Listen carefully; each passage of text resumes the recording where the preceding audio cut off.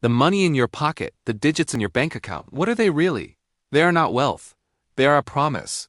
A collective agreement, a fragile piece of trust, that the paper in your hand or the number on your screen can be exchanged for real things: food, shelter, energy. But what happens when that promise is broken? What happens when that trust evaporates? History is a graveyard, littered with the corpses of currencies that died, taking the societies that believed in them down with them. This isn't a dystopian fantasy. It is the predictable, repeating cycle of financial history. To understand how money dies, you have to understand what it is. Money is a technology of trust. And when that trust is betrayed by the very governments sworn to protect it, the currency is doomed. This financial disease has a blueprint, and it starts with a simple, seductive lie: the idea that a government can create prosperity out of thin air. Our first stop is the longest, slowest currency death in history: the Roman denarius.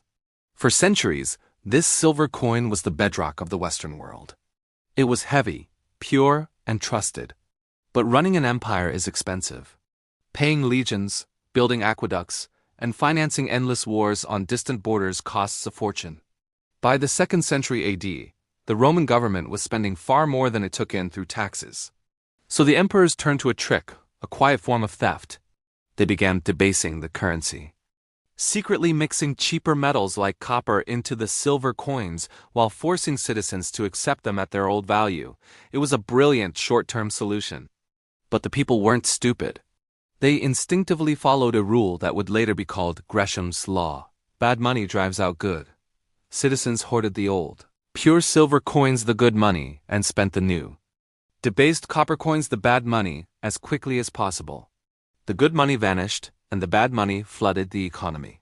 As the silver content plummeted from 95% to 50%, and eventually to less than 5%, prices across the empire exploded.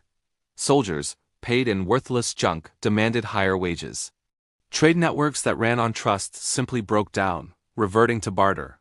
The Roman currency crisis was a slow rot that ate the empire from the inside out for over a century, leaving it a hollow shell long before the barbarians kicked in the gates.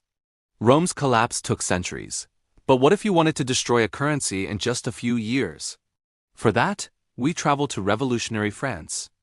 In 1789, the French Revolution overthrew a monarchy that was already hopelessly bankrupt from funding the American Revolution. The new revolutionary government inherited this mountain of debt and had no way to pay it. But they had a brilliant idea. They seized all the land owned by the Catholic Church, a massive, tangible asset. To pay their bills, they issued a new paper currency, the assignat, which was supposedly backed by the value of this captured land. It was one of the first great experiments in paper money. And at first it worked, but the temptation was too great. The government needed more money to fight off the kings of Europe who were trying to crush their revolution, so they printed more, and more, and more. The promise that each bill was backed by land became a fiction. The assignat was no longer a claim on an asset. It was just a piece of paper backed by a government that owned a printing press. The result was hyperinflation. Prices for everyday goods spiraled out of control. By 1795, a pair of shoes that cost 5 livres a few years earlier cost 2,000. Farmers refused to sell their food for worthless paper, leading to starvation in the cities. The government, in its desperation, created the law of the maximum, a set of strict price controls. The penalty for refusing to accept the assignat at its face value: death by guillotine. The government was trying to force a worthless currency to have value at the point of a blade. It failed. The currency collapsed, the economy was in ruins, and the chaos paved the way for a military dictator to seize power, Napoleon Bonaparte. He rose to power on a simple promise: to restore order, and to restore real money backed by gold and silver. The French experiment was a disaster, but the world would see its most famous and terrifying sequel a century later in Weimar Germany. After its defeat in World War I, Germany was burdened with crushing reparation payments, demanded by the victorious Allies under the Treaty of Versailles. The sums were impossible. The German government, unable to tax its broken economy and unwilling to default, turned to the only tool it had left: the printing press. What followed was the most explosive hyperinflation the modern world had ever seen. The government printed marks to buy foreign currency to pay its debts. The more it printed, the more the mark's value collapsed.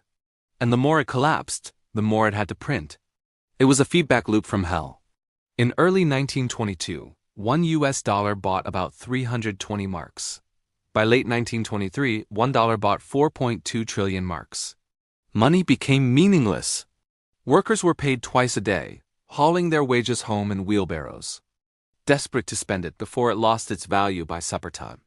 A loaf of bread cost billions, a postage stamp cost trillions. The nation's entire middle class was wiped out. Their life savings and pensions turned to worthless dust. This economic trauma created a void of anger and despair, a void that was filled by the extremist politics that would engulf the world in another war just a decade later. You might think these are just dusty stories from the past, but the financial playbook is terrifyingly small. The same pattern happened in Zimbabwe in the 2000s, when political corruption destroyed the economy and the government turned to the printing press to pay its soldiers. The result? The infamous $100 trillion banknote, a bill that couldn't even buy a bus ticket. It's happening right now in places like Venezuela and Argentina. The technology changes, but the story remains the same. The pattern of every currency collapse is always the same.